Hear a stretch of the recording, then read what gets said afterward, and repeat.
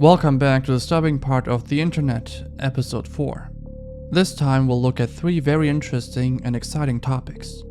I recently made a poll and yeah, this format is definitely the most popular amongst you guys, so I'll just stick to it. But before we start, I want to ask you guys to join the Discord server. We already have 300 members and I think we can go way beyond that. Invite link is down below. Your email address needs to be verified to join. Further, the last video was copyright claimed for a while, so I'm not sure if some of you missed it. I covered one of the darkest topics I've ever seen in that video, and I highly recommend checking it out. Also, you know how YouTube works. If you end up liking this video, I'd really appreciate a sub and a like, it really helps with the algorithm. And let's start with topic 1.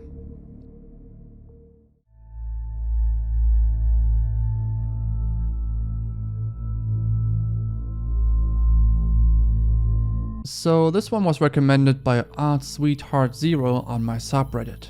Thanks a lot for reaching out. Before I start, I want to clarify that all of this is just speculation. I'm not stating that any of these are facts. These are very reputation damaging claims, and I imagine that Roobet doesn't appreciate people treating these allegations as facts, so please keep this in mind. Roobet is an online cryptocurrency casino with around 600 games. Stake is another very popular cryptocurrency casino. Both casinos are being promoted by a lot of streamers like XQC, Trainwrecks, and so on. I'm pretty sure that these streamers and streams were one of the main reasons as to why Roobet is as big as it is right now. Roobet Casino dominates the gambling and gaming industry, but at what cost? On TikTok, a few users share the dark side of this gambling site. This was not just a random post. This user made numerous posts amassing millions of views. The very first video has over 10 million views. Well, what are the allegations? Supposedly, the dealers, due to their behaviors, are assumed to be trafficked and forced to work for free. You might be curious as to how people ended up with this conclusion, so let's take a look at the footage. Gambling girls are slaves or human traffickers. This girl can't even keep her eyes open. There's more of them.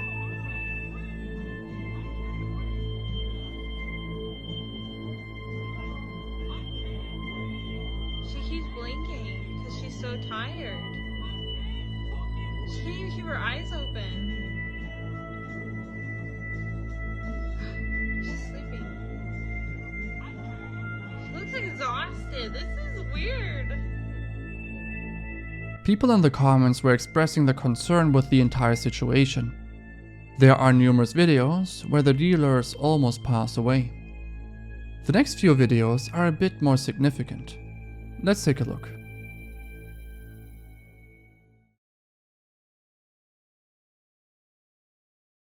Another online gambler girl. The girl's face on the left. What the fuck? Hält dir doch mal den Anfall, Digga. Ach du Scheiße. Oh.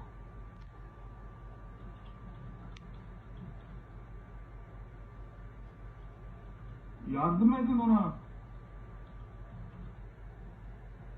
Hält dir doch mal. Was schiebt dir amına koyayım? Ey, stabile Seitenlage. Und das im Livestream. Die kratzt jetzt auf den Tisch, oder? Ich kann das alles angucken, Alter. Wird ein Anfall, Digga, sie ist fertig. Oh.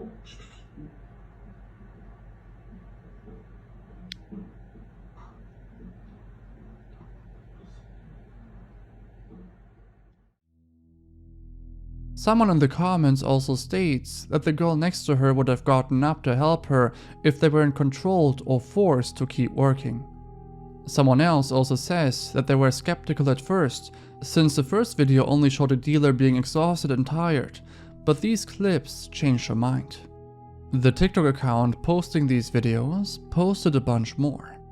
Most of these videos include dealers who seem visibly exhausted and tired. The working conditions don't seem to be the best. This topic was also discussed on numerous Reddit posts, one of them even on the Roobet subreddit. It reads, quote, "Are the Roobet girls okay? I don't know if you guys have seen it all over TikTok lately. Something isn't right with the Roobet online casino girls. I've seen one guy I have on Snapchat use Roobet, and it seems so sketchy on their end. Tons of beautiful women falling asleep, having seizures, not being able to even leave their chair. And some people claim they are chained somehow to their chair. I can't clarify if it is true or not. Overall, I get totally sketchy vibes. These girls are obviously overworked and in a bad situation. Does anyone have more information? I want to help these women if they need the help, and from the looks of it, they do." Someone down below also claims that one of the women shown in the video is blinking in Morse code. A TikToker that goes by TY the Crazy Guy made a post which gained 9 million views. Let's take a look. Okay, so there's this online gambling game called Roobet. It's basically a virtual casino where you can bet money on these card games from your computer, and the dealers, who are mostly women, play against you live. Okay, so there's been a lot of suspicious things about the woman dealers who work for this company. A lot of them struggle to even stay awake, and many people believe that they're being overworked, drugged, or something in between.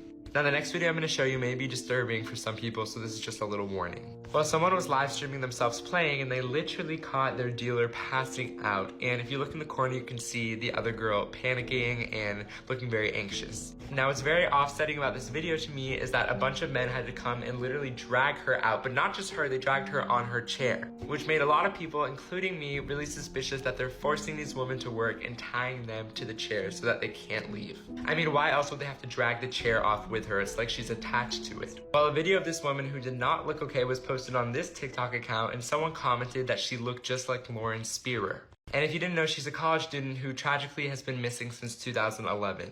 Now, this is them side by side, and I honestly don't really know what to think, but I just thought I would include this since many suspect that a lot of these women may be people who are missing. So basically, the woman in the clip is similar looking to a girl named Lauren Spearer who went missing in 2011. While this TikToker says it's just a theory, Lauren's parents actually responded to it. The mother contacted authorities about this possibility, but she doesn't really believe in it. I think it's somewhat complicated to involve a missing person case in a conspiracy type video. You should have some more proof or evidence before creating such a video, especially if you have millions of followers and gain millions of views on a very popular social media site. Anyway, let me get this straight. There's no reason to believe any of it, since there's no proof of any trafficking or slave labor taking place. Most things that have been brought to light can be explained. The women are most likely just tired and exhausted, which is fairly common in such a business. However, maybe they don't get enough breaks and are overworked, so this definitely can be looked into. Also, the woman that is being carried out after probably having a seizure was not tied to the chair, which clearly can be seen in the footage itself. I don't really understand why people will claim that the woman was chained to the chair or something like that. It just doesn't make sense. Also, the Morse code theory is complete BS since it literally does not translate into anything. I just hope that these women are not forced to work there, but according to the current information, there's nothing that would suggest that they are being exploited. But this is just my opinion. What do you think? Is this blown out of proportion, or should this be looked into? Let me know in the comments.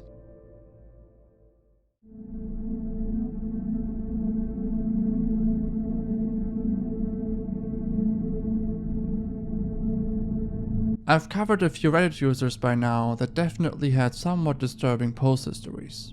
Worthless319, Snapfingers, and AFH43 were some of them. SpontaneousH is also a very unique and dark case. Before we start, I want to give credit to the Eerie Hollows and Fright Night who covered this topic 4 years ago. I'll put their links down below if you are interested. SpontaneousH made a post on the IAMA subreddit over 12 years ago in 2009. So a very old case, but nonetheless it is very educational. It gives you a first-hand experience about a very taboo topic, where the person in question thinks that he's educated enough to make a decision, but ends up failing miserably. I think this is a very valuable story and lesson to those that were considering doing the same stuff or similar stuff that he did in the past. Ignorance is certainly a trait that many share. His first post reads, "I did H yesterday. I'm not an addict and have never done anything besides pot back when I was a teen. Ask me anything. I've never really been a user. I drink once in a while and smoked pot years ago back when I was a teen in high school a few times, and that's it. I'm 24 now, have a master's and a well-paying full-time job. Yesterday I was walking through Washington Square Park where I pass every day and there are always people there looking to sell dope. Not in the park anymore due to cameras, but it is well known you can meet someone and do the transaction elsewhere these days. They usually don't offer anything to you, unless you stop to stand around near one of them for some reason or look like you're looking for something. Yesterday I happened to stop by a row of benches to check some messages on my phone when a dealer on the bench to my right asked me if I need anything. My life has been pretty boring the last few years, and I feel like I haven't really lived, taken any risks or done anything crazy, so I figured, what the hell, maybe I'll buy some pot, it's been a while. I said yeah, and after asking me several times if I'm a cop, he gives me his number and tells me to meet him at a fast food place several blocks away and he'll hook me up. I agreed and nervously checked to make sure I have cash and go meet the shady looking dude. We sit down and after hounding me asking if I'm a cop, he asks what I need. I tell him I just want a dime bag and he says something like, "Nah, sorry man, I only sell half ounces. You can take that and I've got some snow and H." At this point I didn't want to buy half an ounce of pot, I probably never smoked more than an eighth in my life, but then I started considering his last word, H. I've heard so much about it and how crazy addictive it is and seen it in the movies and TV, and it really started to intrigue me. I've always wondered what it would be like to do H. Out of nowhere, I say I'll take the H and we do the deal there. I give him the cash under the table and he slides me a small order of fries with a little stamped wax baggie. After that, he tells me to let him leave first. I put it in my pocket, then nervously race home. My heart was racing and I couldn't believe what I just did. I held onto that bag in my pocket palms, sweating the whole ride home. When I got home, I opened the bag and dumped some golden flakes and powder on my glass. I know you can snort H, but it looked all flaky, so I tried to remember how they did it in the movies, but couldn't. So I started googling how to snort H like an idiot and do a little research on the stuff and how much to take. I used a card to get it into a fine powder and move a small bump to the side, which I inhaled through a dollar bill. I didn't feel anything yet, so I snorted a small line, which was essentially half the bag. I waited and in a few minutes I had the most pleasurable feeling of pure relaxation and bliss wash over me. I just sat there and everything felt amazing. I nodded off and it was great. I had the TV on but wasn't paying full attention.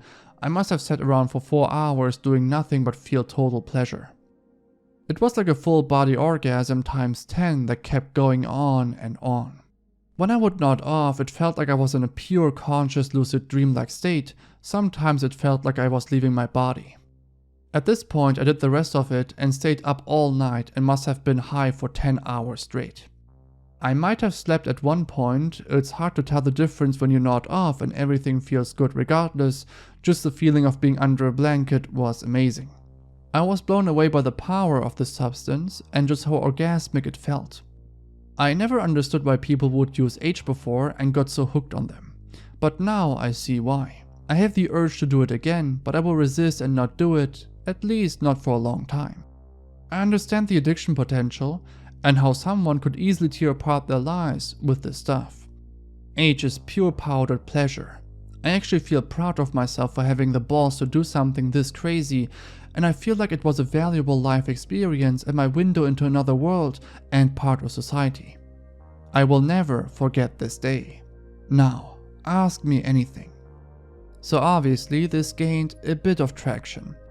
A lot of people were expressing their concerns. claiming that he would end up being a homeless addict, possibly passing away due to an overdose, and he replied to these messages with the following. Please no more comments telling me I'm going to be a homeless addict, passing away due to an overdose now.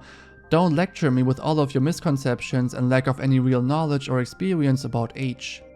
I understand if you know someone who has been hurt by it, we all do. Any substance can ruin lives. Please ask me questions instead of trying to lecture me, and do some research first before spewing lies. After this, he once more clarifies that he doesn't regret his decision and even plans on taking other hard substances and sharing his experiences. You might think that this is it, that he tried it once and then just got off it. Well, from here on onward, it got extremely dark.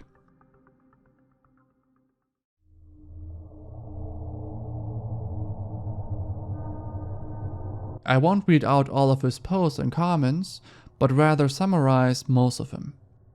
In his second post, he says that he now injected the substance into his body. And man, the post itself is honestly terrifying. It's just pure desperation and hopelessness. Let me read out the first 2 paragraphs of the post.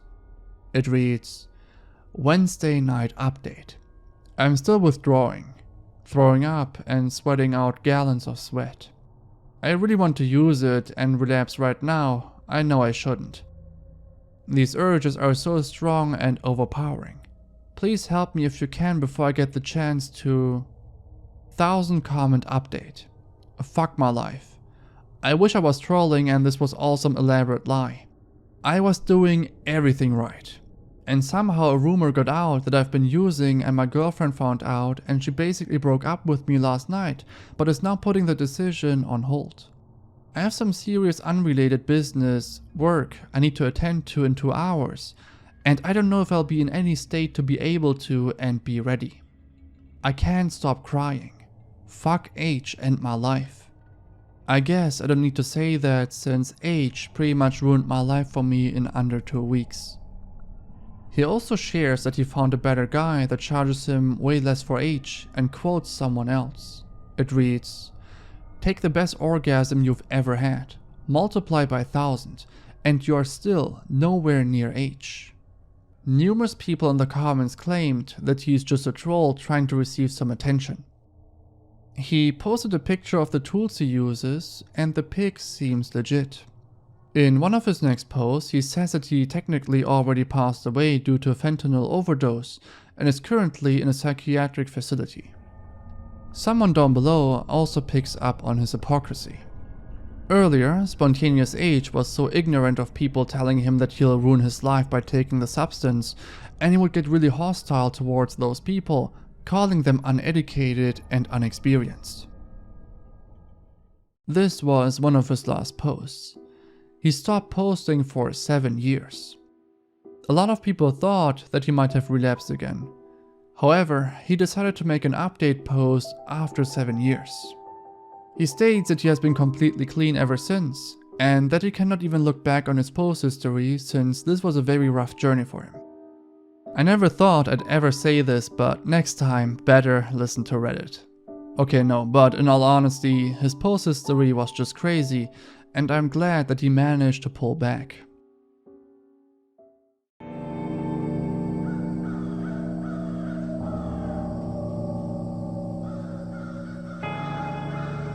This for once is finally a German topic. Well, it at least was covered by German media, so I'm glad that my native language is of some use. This happened back in 2016 in Calais on the way to the Eurotunnel. In this dashcam footage, we can see that the driver is on the way to the Eurotunnel when an ambush takes place. Numerous illegal immigrants use trees as roadblocks to stop the car. After the car stopped, they tried to jump on the loading area of the truck in an attempt to get into the UK. They would throw rocks at the driver since he was trying to drive away. 3 of them even managed to stay on the truck while the driver drove through the tunnel. Miroslav Ferenc, the driver of the truck, was not heavily injured. However, this occurrence did not happen once. There were numerous videos, for instance on LiveLeak, showing similar situations. One time the driver was afraid for his life, so he decided to take the immigrants through the tunnel. Taking them through the tunnel is illegal. The driver needs to pay £600 per person that they smuggled across the border. There are a bunch more disturbing dashcam videos also from LiveLeak, so I'll include some of them in the next few episodes. And check out the Discord and subreddit if you haven't already, and I'll see you guys next time. Goodbye.